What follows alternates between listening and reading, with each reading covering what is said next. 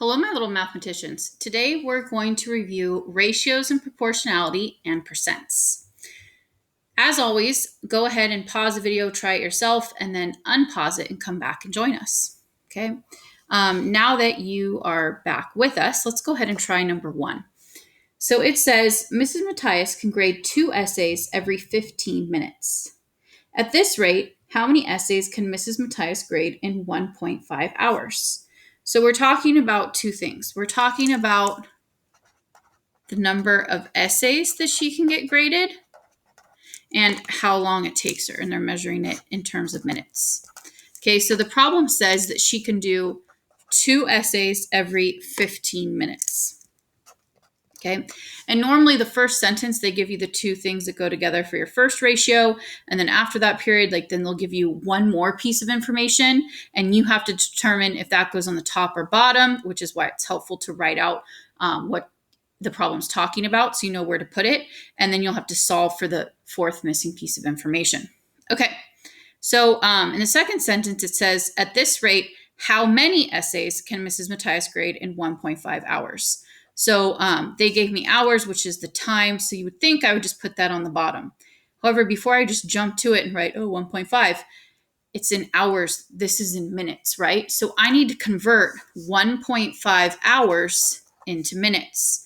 Well, 1 hour is 60 minutes plus half of an hour is 30 minutes, and 60 plus 30 is 90. So an hour and a half is the same thing as 90 minutes. Okay, and again, that's why it's helpful to write the words out in front, because not only do I know to put it in the bottom, but also it kind of reminded me I can't just jump to 1.5. I need to convert it into minutes. Okay, and then we want to know how many essays can she get graded in that time. You could go 15 times something is 90, and then whatever you multiplied by, multiply the same thing up here. But if you can't figure that out, you can always fall back on cross products. Okay, so you multiply what's directly across from each other. So set 15 times x and set that equal to the other cross product of 2 times 90. Well, 2 times 90 is 180. And now to get x by itself, you want to get rid of that 15. They're being multiplied, so divide by 15. And whatever you do to one side, you have to do to the other. Now 15 divided by 15 is 1, so you have 1 times x, or just x. And then on the other side, 180 divided by 15, you get 12. So she can do 12 essays in 90 minutes. So in an hour and a half, she's only graded 12. And you normally have about 150 to 180 students. So cut your teacher some slack on grading. Okay, the next one says, a recipe for salad dressing calls for 2 tablespoons of vinegar to 2 tablespoons of oil. Okay, so I'm going to stop there because we're talking about vinegar to oil. Okay, and they said for every 2 tablespoons of vinegar, you use 3 tablespoons of oil. All right, based on the data, complete the table. How many tablespoons of oil will be used if 18 tablespoons of vinegar are used? Okay, so maybe that might be part of the table. Well, they did tell us, okay, let's have, the vinegar be purple, and every time they give you the oil, let's have that be pink. So they told me the vinegar, when it's 2, oil is 3. That was given to me in the first sentence. I'm going to use that to help me then fill out the rest of the table. So depending upon if they give me oil, I'll put it in the bottom. But if they give me vinegar, I'd put it on the top. So the first one, they told me oil, so bottom, and I need to solve for the vinegar. I can actually do just a simple kind of cheat way, because 3 times what is 12? 3 times 4. So the same thing on top, 2 times 4 is 8. So when you use 12 tablespoons of oil, you should use 8 tablespoons teaspoons of vinegar. How you know you're correct? If you can reduce this ratio and this ratio to the same thing. Well, 2/3 can't reduce anymore, and 8/12 reduces to 2/3. So since they can both reduce the same thing, they are equivalent. Okay, let's try the other one. And I'm still going to use that same proportion of 2 teaspoons of vinegar to 3 teaspoons of oil. Okay, this time they told me vinegar is 10. So then how much corresponding oil should I use for that problem? I can do the cheat way again. 2 times what is 10? 5. So 3 times 5 is 15.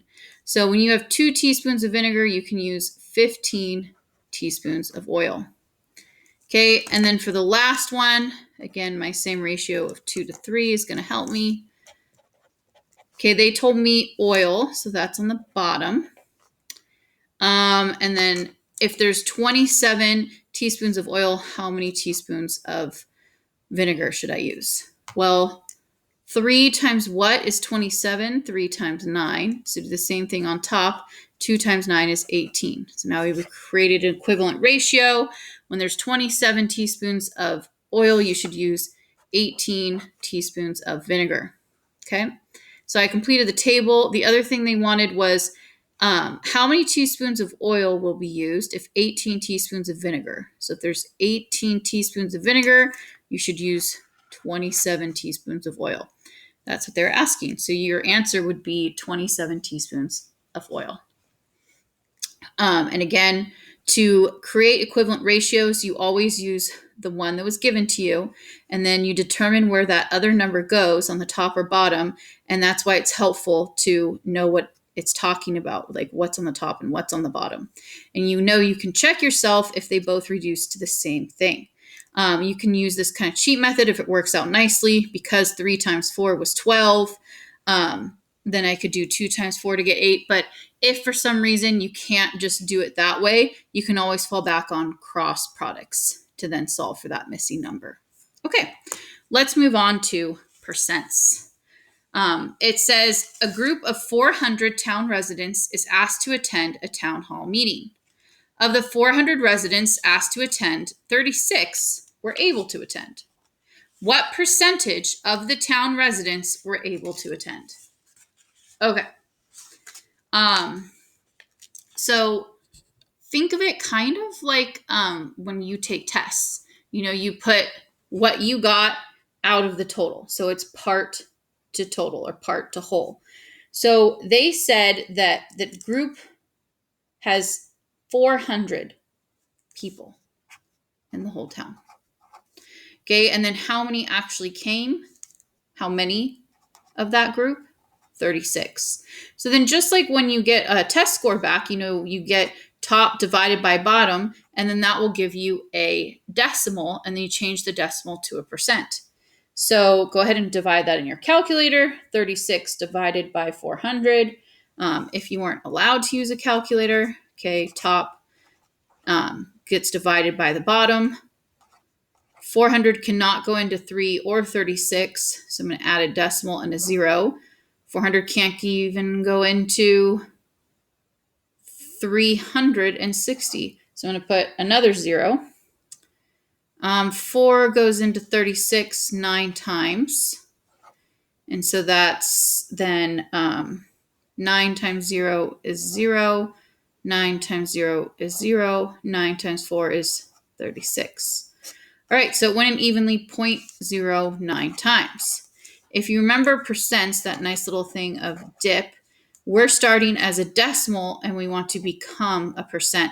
So I'm going to move it 2 to the right. So move the decimal 2 to the right, and now it's there. So it's 9% is the same thing as 0.09.